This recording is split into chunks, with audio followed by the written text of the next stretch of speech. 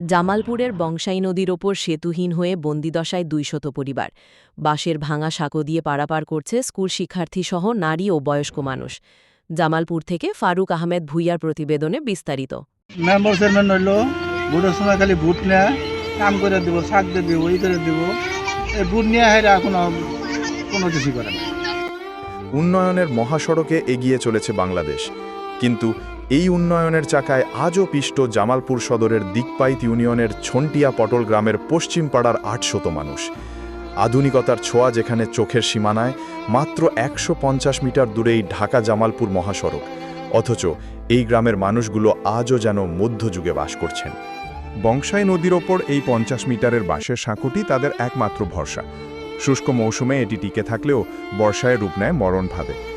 গ্রামের মানুষের ভাষ্যমতে সরকার রাস্তাঘাট উন্নয়নে কোটি কোটি টাকা ব্যয় করলেও তাদের এই সেতুটি আজও উপেক্ষিত। ফলে কৃষিপণ্য থেকে শুরু করে দৈনন্দিন বাজার সবকিছুতেই বাড়তি পরিবহন খরচ ও শারীরিক পরিশ্রম তাদের নিত্যসঙ্গী।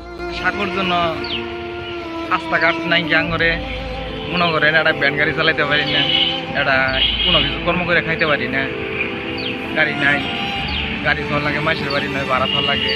আঙ্গুরের একটা ব্রিজ হলে সবচেয়ে ভালো হয়, মানে ছোটোখাটো, মানে একটা গাড়ি যে নিয়ে যাইতে পারি এরকম একটা ব্রিজ হলে সবচেয়ে ভালো হয়। আঙ্গুরে আমরা এখান থেকে চলাফেরা করে খাইতে পারি না, বৃষ্টি হলেও গরম বই থাকা লাগে, কোনো দিকে যাইতে পারি না। মনে করেন চারিদিকে আঙ্গুরে ১-১.৫ পরিবার আছে, আমরা কোনো দিকে যাইতে পারি না। রোগী গর্ভবতী নিয়ে যাইতে পারি না, পোলা ফানেরা স্কুলে যাওয়া হয় না, এরা ভ্যান গাড়ি চালায় যাওয়া হয় না। আমরা গরিব মানুষ, আঙ্গরে রাস্তার ধারে বাড়ি, আঙ্গরে নদীর ধারে, এরা নদীর মধ্যে আর সেতু দিবা দিকে ছোটো করে দিবা দিকে ছোটো খাটো গাড়ির কাছে ১০ জনের কাছে অনুরোধ করি, বাবা এই দায়িত্ব আপনাদের কাছে ছাড়লো। স্কুল ছাত্র রাকিবের চোখে আজও আতঙ্ক। বই খাতা নিয়ে সাঁকো পার হওয়ার সময় ভয়ে হাত পা কাঁপে তাদের। গত কয়েকদিন আগেই ২ সহপাঠী এই সাঁকো থেকে পড়ে গিয়ে গুরুতর আহত হয়ে শয্যাশায়ী। শুধু শিক্ষার্থীই নয়, নারী ও শিশুদের যাতায়াতের চিত্রটিও একই রকম আতঙ্কজনক। যেতে পারি না, বৃষ্টি হলে আমাদের বই খাতা পড়ে যায়। এর আগে ২-৩টে পোলা পানি পড়ে গেছিল, তাদের হাত পা ভাঙছিল। এটাই আমরা সরকারকে কই যে আমাদের একটা ব্রিজ দিতে।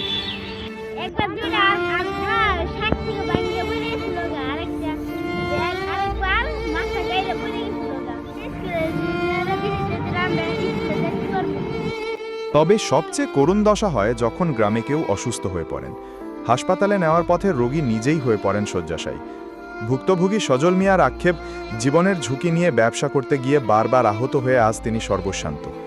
মজনু মিয়ার কণ্ঠে হাহাকার, ছেলেমেয়ে যোগ্য হলেও যাতায়াত ব্যবস্থা না থাকায় এই বাড়িতে বিয়ের সম্বন্ধও আসে না। মেম্বার চেয়ারম্যান হইলো ভোটের সময় খালি ভোট নেয়, কাম করে দিব, শাক দিয়ে দিব, ওই করে দিব। এই ভোট নিয়ে হেরা কোনো কিছু করে না। আমাদের যাওয়া খুব একটা কঠিন হয়ে গেছে, বুঝছেন? তাহলে আমরা যে কীভাবে যাহা এটা সুযোগ সুবিধা বেরোতে আর রোগী মানুষ দিতে পারি না। রাস্তা দিতে জানা বিক্রি হয়েছে, জানা মানছে, আমার রাস্তা জন্য পারা হয় না, রাস্তা নাই, আমার রাস্তা চাই। ইউনিয়ন পরিষদ থেকে উপজেলা সবখানেই বহুবার যোগাযোগ করেছেন গ্রামবাসীরা, কিন্তু আশ্বাস ছাড়া মেলেনি কিছুই। বংশাই নদী এই গ্রামের মানুষের জন্য কেবল একটি জলাধার নয়, এটি তাদের উন্নতির পথে বিশাল দেয়াল হয়ে দাঁড়িয়েছে। স্থানীয় প্রশাসন সহ এলজিএডি কর্তৃপক্ষ অবিলম্বে এখানে একটি স্থায়ী সেতু নির্মাণ করে এই এলাকার মানুষকে স্বস্তি দিবে, এমনটাই প্রত্যাশা এই জনপদের মানুষের। সচেতন মহলের দাবি, ২০২৬ সালে এসেও এখানে যদি সরকার উদ্যোগে একটি স্থায়ী সেতু নির্মাণ না হয়, তাহলে কয়েক দশক পিছিয়ে থাকবে এই অঞ্চলের মানুষ।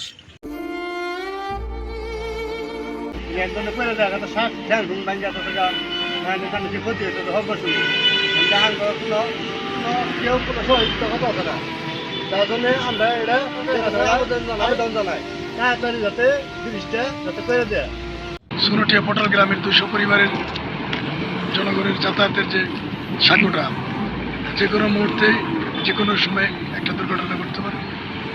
বর্তমান স্থানীয় প্রশাসনের কাছে সদস্য দৃষ্টি কামনা করছি, যাতে করে এই সাঁকোটাকে যাতে একটা কালভারের মাধ্যমে বা একটা ব্রিজ করা যায়, তাহলে এই ২০০ পরিবারের যে ভোগান্তিটা হবে না, সেটার সদস্য দৃষ্টি কামনা করছি স্থানীয় প্রশাসনের কাছে।